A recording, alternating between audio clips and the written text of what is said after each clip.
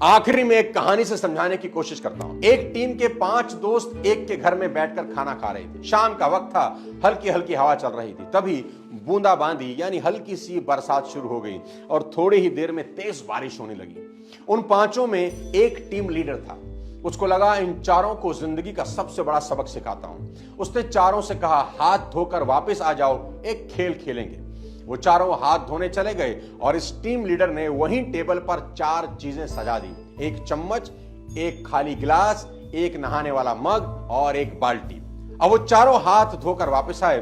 Team leader से पूछने लगे, हमें क्या करना होगा? तो टीम लीडर ने उस टेबल की तरह इशारा करते हुए कहा, जहां ये चारों चीजें रखी थी, कि अपनी पसंद की एक एक चीज उठाओ और बाहर बारिश में जाओ और बारिश का पानी उसमें भर के ले आओ।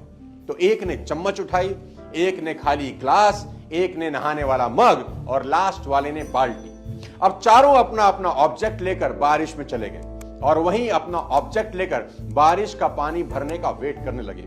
सबसे पहले बारिश ने चम्मच को भर दिया और वो वापस आ गया। फिर बारिश ने उस खाली ग्लास को भर दिया और वो भी वापस आ गया। फिर बारिश ने उस नहाने वाले मग को भर दिया, जिसे तीसरा पकड़ के बारिश में खड़ा था, और वो भी भरे मग के साथ वापस लौट आया। सबसे आखिरी में जिसके पास बाल्टी थी वो आया। बारिश के पानी से बाल्टी अब ऊपर तक भर चुकी थी।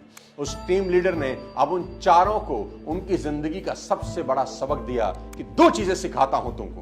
पहला, दोस्तों, बारिश तुम सभी के लिए बराबर हो रही थी। कोई चम्मच भर के पानी लाया, कोई ग्लास भर के, कोई मग भर के और कोई बाल्टी। बारिश हर बर्तन को भर रही थी। सवाल यही है कि तुम कौन सा बर्तन भरना चाहते हो और कितना बड़ा भरना चाहते हो। कुदरत के पास देने के लिए सब कुछ है, लेकिन अगर तुम्हारा बर्तन ही छोटा है तो देने वाला भी क्या कर लेगा। अब दूसरी चीज सीखो। बड़ा बर्तन भरने में वक्त हमेशा ज्यादा लगता है। जितने वक्त में चम्मच में पानी भरता है, उतनी देर में बाल्टी कभी नहीं भरेगी। इसलिए अगर कुछ बड़ा चाहते हो तो बारिश में ज्यादा समय भीगने के लिए तैयार रहना ही होगा, कर्म करना होगा। तुलसीदास जी ने यहां के लिए एक बहुत बड़ा दोहा लिखा है कि सकल पदार्थ हैं जगमाही, कर्महीन जन पावत नाही।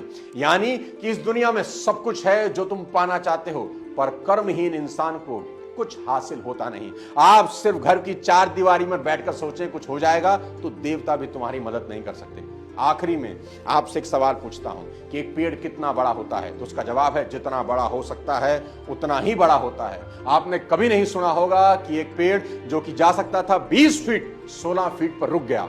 नहीं मेरे दोस्त, पेड़ बीच में नहीं रुका करते। दूसरा सवाल, पेड़ कितना गहरा हो सकता है? तो उसका जवाब है, जितना गहरा जा सकता है उतना गहरा चल